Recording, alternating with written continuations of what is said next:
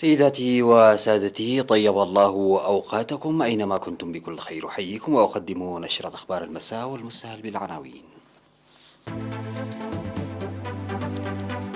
الوزير الرفايني يؤكد النتائج المرضية لحفظ المياه. إصابة 5 مواطنين بفيروس كورونا اليوم.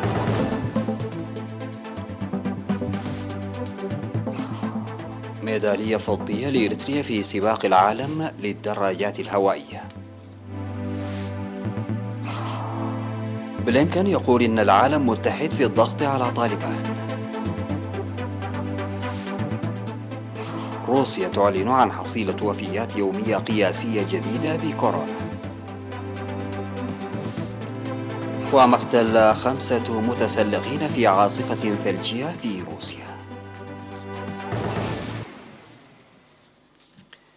السلام عليكم ورحمة الله. قال وزير الزراعة سيد رفاين برهي إن الاستثمار الكبير الذي قامت به إريتريا في السنوات 30 الماضية في حماية التربة والمياه عامة والبنية التحتية المائية خاصة تحقق نتائج مرضية. أوضح لدى مخاطبته افتراضية مؤتمر أنظمة الغذاء للأمم المتحدة المنعقد في نيويورك إن الاستثمار الجاري إلى جانب البنية التحتية المائية في إدخال تقانة الري والطاقة المتجددة وتحسين البذور يساهم بدور مشهود في رفع الإنتاج والإنتاجية. وأوضح أن وجود إريتريا في منطقة الساحل شحيحة الموارد المائية يجعل إنتاج الغذاء تحديا رئيسيا، وتواجه هذا التحدي بتنفيذ برامج واسعة لحماية التربة وحفظ المياه وبناء مئات السدود والخزانات. وأشار إلى أن إنتاج الغذاء الكافي وحده ليس كافيا، فإن ضمان تحقيق الغذاء الأساسي المتوازن يعتبر تحديا إضافيا، موضحا بأن الحكومة الإريترية تقوم بوضع الخطط الاستراتيجية واضحة وتشجيع ودعم المزارعين التقليديين والمزارعين النقديين لتسيير أنشطة زراعية بما يلائم المناخ وضم النباتات والحيوان. وذكر منح الاهتمام لتنمية إنتاج اللحوم والأسماك في الغذاء، مشددا على الاهتمام الكبير بقضية البيئة وسلامتها لضمان إنتاج أفضل وغذاء أفضل ومستدام. وقال وزير الزراعة سيد رفاين برهي أن إريتريا تؤمن بإمكانية ضمان الغذاء بالمعرفة المشتركة وتنمية التجارب والخبرات.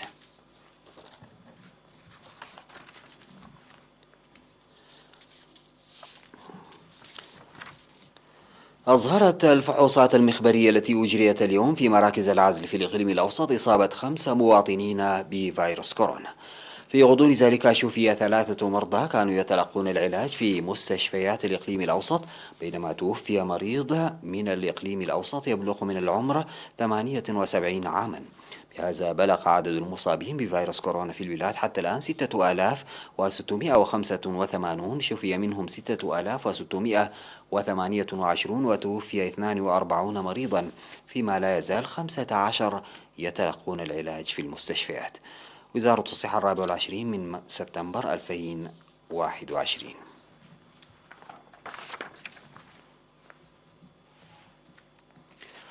تبذل الجهود في مديرية دقة لرفع قدرات الطلاب ومشاركتهم في التعليم. أوضح الاجتماع الذي عقد لبحث العملية التعليمية أن الهدف تمهيد الأرضية للأطفال البالغين عمر التعليم، الجلوس في مقاعد التعليم ورفع منافسة الطلاب. وذكر بوجود الكثير من الأطفال غير المستفيدين من الفرص التعليمية الموجودة في محيطهم، ويجري العمل بإقامة اللجان لرفع المشاركة في التعليم بنسبة 40% في العام الدراسي 2021-2022. وأوضح مسؤول التعليم في المديرية الأستاذ عبد الله عمر وجود 27 مدرسة من رياض الأطفال وحتى المرحلة الثانوية، و8 نقاط لبرنامج الريوت التعليمي، غير أن مشاركة الطلاب في التعليم متدنية، وتبذل الجهود بالتعاون مع الإدارات والجهات المؤثرة في المجتمع والمعلمين لتحسين المشاركة ورفع جودة الطلاب. ودعا مدير مديرية دقة السيد همد إيلا إدارات الضواحي ولجان القرى للتعرف على الأطفال في محيطهم وإرسالهم إلى المدرسة لتحسين نسبة المشاركة.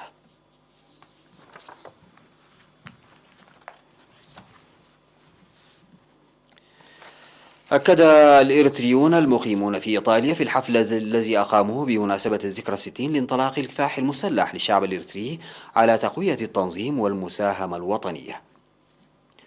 وأكد الإريتريون المقيمون في مدن روما وبولونيا وكاتانيا وفيرونا وباري في الاحتفالات التي نظموها في 19 من سبتمبر إن الكفاح المسلح انتهى بالانتصار والاستقلال عام 91 و900 وألف، وإنهم مستعدون لتنفيذ رسالة الفاتح من سبتمبر لبناء وطن مزدهر. وقدم سفير إريتريا في إيطاليا السيد فساسيون بيتروس توضيحا في حفل روما عن مكانة ومضمون الفاتح من سبتمبر في نضال الشعب الإريتري، وهو يوم نجدد فيه العهد للدفع بكافة برامج التصدي وتقوية الصفوف. وألقيت كلمات مماثلة من مسؤولي التنظيمات في مدن بولونيا وكاتانيا وفيرونا وباري.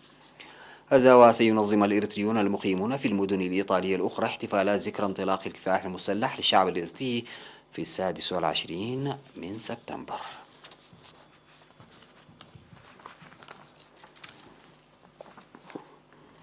تلقى 76 عاملا وطالبا دورة تدريبية مهنية نظمها فرع الاتحاد الوطني للشباب والطلبة في إقليم جنوب البحر الأحمر ومديرية عصب. وأوضح مسؤول الاتحاد في مديرية عصب السيد علي أحمد حيو في مراسم التخريج في 21 من سبتمبر إن المتدربين من جميع مدارس مديرية عصب. وقال رئيس فرع الاتحاد الوطني للشباب والطلبة في إقليم جنوب البحر الأحمر السيد عثمان عبد القادر إن التدريب جزء من برامج تطوير الشباب.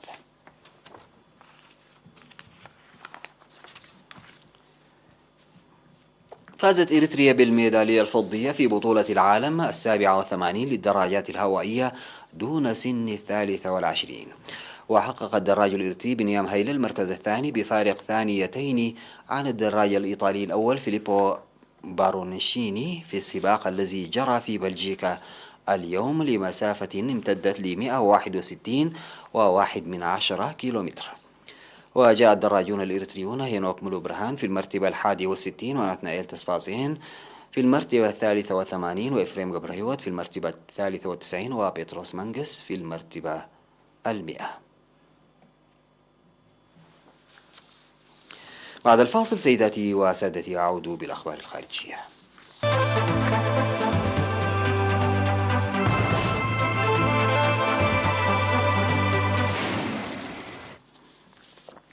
قال وزير الخارجية الأمريكي أنتوني بلينكن أنه يعتقد أن العالم متحد في الضغط على حركة طالبان، وذلك بعد إجرائه محادثات مع مسؤولين من باكستان والصين وروسيا. والتقى بلينكن على هامش أعمال الجمعية العامة للأمم المتحدة وزير خارجية باكستان، كما أجرى محادثات مع وزراء من الدول الأربع الأخرى الأعضاء في مجلس الأمن والمتمتعة بحق نقض الفيتو بما في ذلك روسيا والصين. وأضاف: طالبان تقول إنها تسعى إلى الحصول على الشرعية وإنها تسعى إلى الحصول على دعم من المجتمع الدولي. العلاقة التي تربطها بالمجتمع الدولي ستحدد من خلال الإجراءات التي تتخذها على حد تعبيره. وجدد بلينكن التأكيد على أولويات الولايات المتحدة والتي تتمثل في سماح طالبان للأفغان والأجانب بمغادرة أفغانستان واحترام الحركة لحقوق النساء والفتيات والأقليات، وعدم السماح باستخدام أفغانستان مرة أخرى من جانب متطرفين مثل تنظيم القاعدة. سجلت روسيا على حصيلة وفيات يومية بفيروس كورونا بلغت 828 حالة وفاة خلال الساعات 24 الماضية، وبذلك ترتفع الحصيلة الإجمالية للوفيات بكوفيد-19 في روسيا إلى 202,273 حالة وفاة، وهي الأعلى في أوروبا حتى الآن. وتسبب فيروس كورونا بوفاة ما لا يقل عن 4,725 شخص حول العالم منذ أبلغ مكتب منظمة الصحة العالمية في الصين عن ظهور المرض نهاية ديسمبر 2019 حسب تعداد أجرته وكالة فرانس بريس استنادا إلى مصادر رسمية. وتستند الأرقام إلى التقارير اليومية الصادرة عن السلطات الصحية في كل بلد، وتستثني المراجعات اللاحقة من قبل الوكالات الإحصائية التي تشير إلى أعداد وفيات أكبر بكثير. وتعتبر منظمة الصحة العالمية آخذة بالاعتبار معدل الوفيات الزائدة المرتبطة بشكل مباشر أو غير مباشر بكوفيد-19 أن حصيلة الوباء قد تكون أكبر بمرتين أو 3 مرات من الحصيلة المعلنة رسميا. قال مسؤولون إن 5 متسلقين لقوا حتفهم بعد أن فاجأتهم عاصفة ثلجية بينما كانوا يتسلقون قمة جبل إلبروس في روسيا، أعلى قمة جبل في أوروبا، بينما نجحت فرق الإنقاذ الروسية بإنقاذ متسلق آخر كما تظهر صور الفيديو. وقالت وزارة الطوارئ المحلية إنه جرى إنقاذ 14 آخرين من المجموعة فوق الجبل في منطقة القوقاز وسط هبوب رياح قوية وهطول الثلوج بغزارة في درجات حرارة انخفضت إلى 20 درجة تحت الصفر. وأضافت الوزارة إن مجموعة المتسلقين الروس أطلقت نداء استغاثة وجرى نقل 11 من الناجين إلى المستشفى بحسب الوزارة.